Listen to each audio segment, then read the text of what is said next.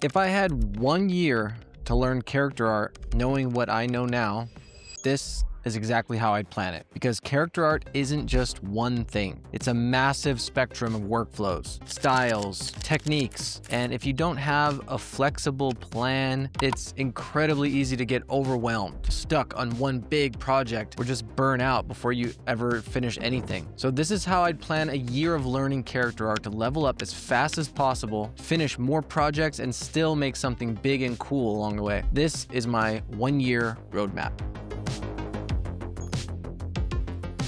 This video is aimed at people who have never made a character before. Maybe you've made one character art before or just had a serious try, right? So it's people in the first 1 to 2, maybe 3 years of their character art journey, all right? If you're someone that's made characters and stuff before, maybe this is still useful, but the whole thing about this is the mindset of just getting better. So that means expectations-wise, we need to set realistic expectations.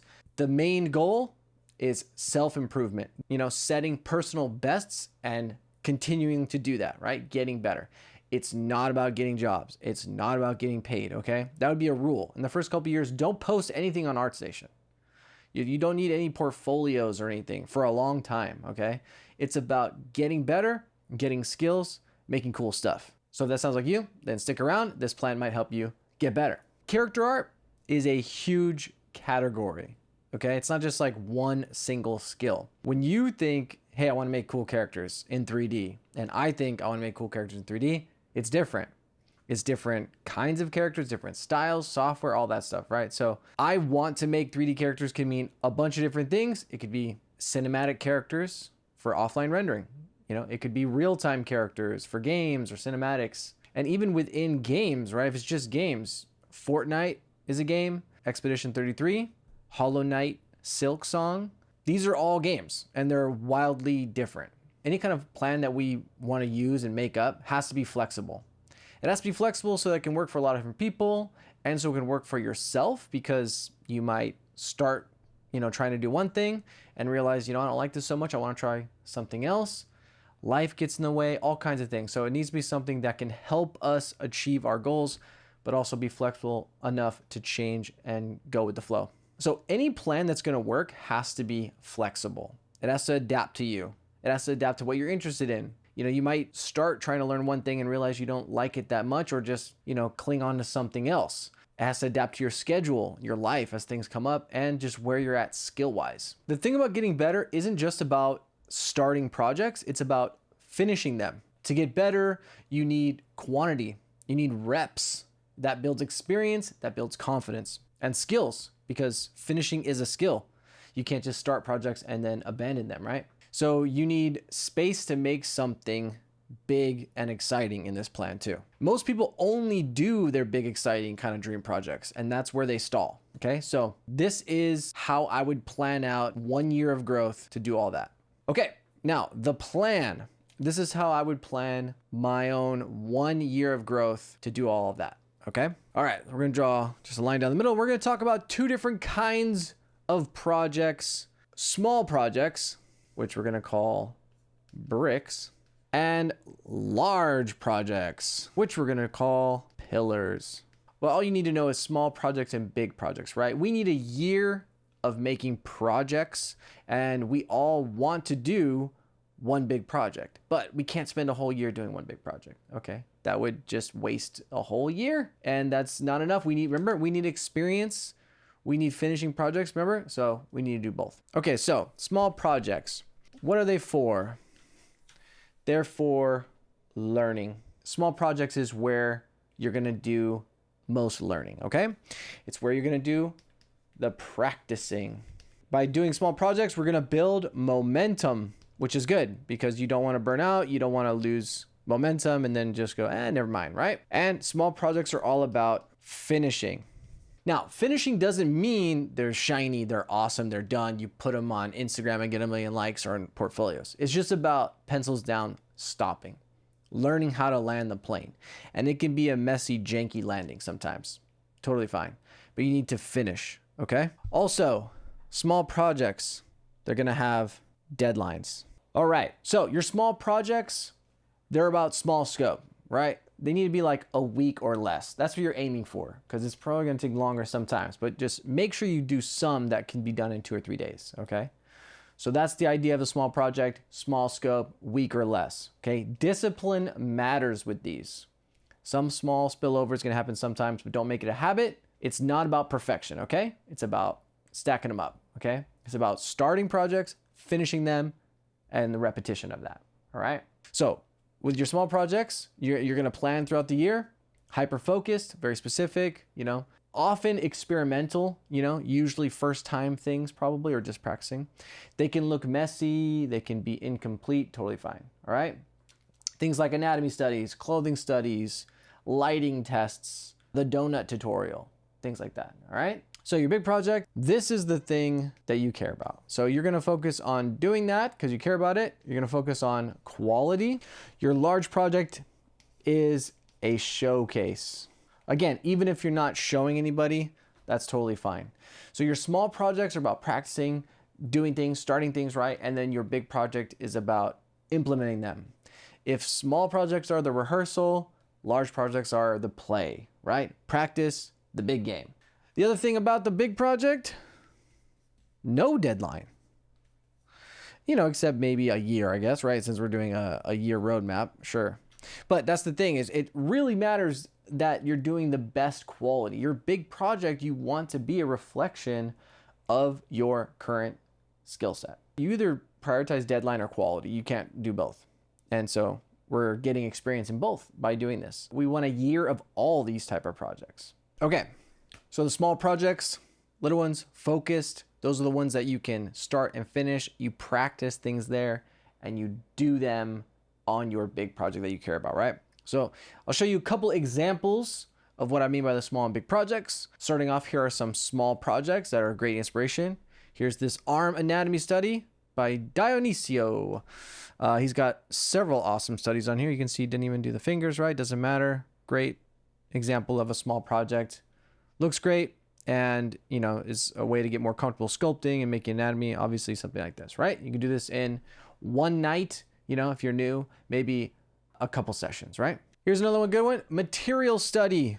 Great one. You take some kind of inanimate object, some normal everyday thing maybe around. You could probably even get some scan data if you want, or get it from some marketplace or Sketchfab, and then you could go to town on texturing it and just try to make it awesome. You could learn substance painter techniques, rendering, lighting, whatever. This whole project is pretty cool. He did the modeling and render videos and everything too, but making an awesome, boring thing look super cool, right? And this would level up your texturing and material work that you can use in all your other projects. So great work by Fadi.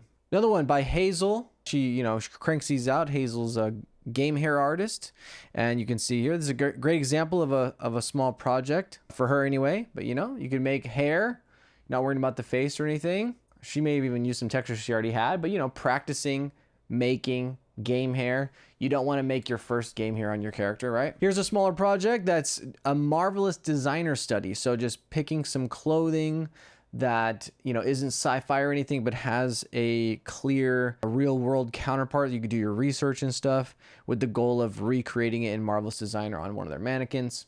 There you go. Great. Get more comfortable with Marvelous Designer. Only software used right here. And here's a collection of some of my smaller projects. I did these heads, again, for these same reasons. Something quick, 1 to 3 days, and practicing a variety of things for me that I'm interested in to just continue to get more and more comfortable. And I do those in between the bigger ones. If I do a big one, I like to do some small ones. So those are some examples of smaller projects, and those projects could all be done in less than a week, 3 to 4 days. And then you got your big honkin' projects, right? Your big dream projects where you're doing a full character. Here's one that took me a long time, but I'll just show some from my portfolio online. But you can see these everywhere. The ArtStation's full of these, right? The big, crazy, cool dream characters. I saved a bunch of them from other people too.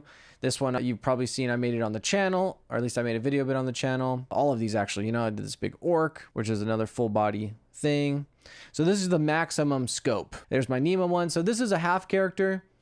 We're not really going to get into half character now, but you can imagine it's in between brick and pillar, right? But this one, I did animation, I did the hair, and then there's like particles, Unreal Engine and sequencer stuff, Niagara, electricity effects, using Niagara. So it was a lot of, different learning things for me. So that's why using it as an example. You can have your big project be anything you want, and all your small projects, you want to be like a collection of different things to learn skills that you can apply to your big one. And that's how they work together, right? So let's talk about how they work together. Okay, so speaking of how they work together, let's talk about how in this 1 year plan, the small projects and big project work together. So let's imagine at the top, this is our year, okay? Here's our year. We're so cool. 1 year. All right, so now you can imagine in this year, we start over here, we're gonna end over here. So we're gonna do our small projects. Here's our little small project, right? A series of these we wanna do, it doesn't have to be a series, we wanna do many of these in a year. All right, these are our small projects. You can stack them up. We're not just doing one big project, you see? Look how much experience we're getting. It's crazy. Look at all this experience we're getting. Now, this can be all number of things. They don't all have to be as full and polished. The anatomy study is a good one, right? You can do all anatomy studies, up to you. It's a flexible plan, remember? These are your small projects, but your big project, you can also think of as a series of smaller projects, right? Because this could be the block out. And then this could be the high poly model, right? This could be the low poly model, and so on and so on. We got texturing and all that stuff. So you can imagine this as connecting together, right? You're doing this, project, small project after small project, and then big project is like this. Now, you have 2 parallel tracks, and that's the key. I think as a part of being flexible and so that we can do everything we want, that 1 year plan needs to not be so constricting, right? It can't be so rigid. So rather than, hey, we have 12 months to spend, getting down to like 1 month this, 1 month that, I don't think that makes sense. It doesn't make sense for me. You have to do many small projects, and then we always want to do our big project, right? And so what's better is to think of them as 2 parallel tracks, 2 goals you have, like 2 sub goals you have for the year, okay? And you can think of it like a skill tree where you start with a small project, maybe you do 2 small projects, and then you go over here to the big project, and then you go back over to a small project, and you go like this, and you do this, and you do this, and you see what I mean? You can just jump around. Think of it like a skill tree in a game where it's branching off, and you're going to this little small project side quest, and then you gain some information and knowledge, and you bring it back to your big project. You could work on your big project for 2 months in a row. Things are slowing down. Okay, jump back to a small project, right? Get that momentum back. Uh-oh, you're weak on anatomy? Pause, do some anatomy studies. You got the hair coming up. Oh, you've never done hair before? Go do a hair study, you see? So you're just gonna keep coming off of your main quest, which is the big project. That's all we care about. That's what we wanna do. We daydream about a big project, right? Okay, but you don't have to be so rigid that that's all you do. You can put it down, go do some stuff, come back. Because remember, we don't just want to do a big epic project, right? We want it to be good. So if it's going to be good, then we need to have some skills that we don't have before. You can't just go all in on your one project and be like myopic like that, because then you're not going to be happy in the end. Even if you finish, which will be a slog, right? So we need to be able to jump off, get momentum, doing some more studies. So we're never stopping that momentum completely, right? Giving ourselves permission to just mess around. Remember, we're not posting anywhere. The main mission is to finish a big character because we want to and for it to be good. So we can't also just gain all our skills there. At least to level up, we need to be doing these small projects too to come back. And that you want to make a goal of your 1 year mission is you want to reduce the number of first times that you're doing on your big project. As you're making a big project, in your mind, it's like this big dark cloud in front of you, like a fog of war that's just super intimidating because it can be anything, right? And so anytime you're on the precipice of something like that, as I mentioned, like hair, maybe baking, I don't know where you're at, texturing, maybe you've never been in doing a lot of stuff, maybe everything, then just do a little focused study and be very forgiving on yourself. Like if you're just practicing texturing, then grab a model, either one you did or just one offline, and texture that. You want to learn Blender a little bit better, do the donut tutorial. You want to do whatever, man, doesn't matter. That's your goal, right? Reducing the number of first times. You don't want your big project to just be a collection of first times. You want to, remember, practice, implement. When it's not your first time, your anxiety is going to drop because there's a ton of anxiety. right? When you're doing your big projects and there's so many things you've never done, so many things you have still to do. So your anxiety is going to come down a little bit, your confidence is going to go up a little bit, and your overall quality in the end is going to go up. And remember, that's our goal. So that's why I think this plan works so much better than what most people do, which is they just start one massive character, 2 or 3 months in, they fade off because the motivation's gone, and then the remaining work just feels so overwhelming, and they abandon it with nothing finished. And I think this system fixes that. Okay, so when momentum drops, you switch and you finish something. You know, you get a win and you come back energized to your big project and you keep going, you keep going. Now I want to talk about capturing what you learn, okay? The big, exciting topic of note-taking. Hang on there, so bear with me here. I've taken, that's not even all of them. Here's just a small collection of notes and notebooks. But here, there's base mesh notes of the base mesh that I made. But notes, now I do them digitally. Reading and writing is really powerful.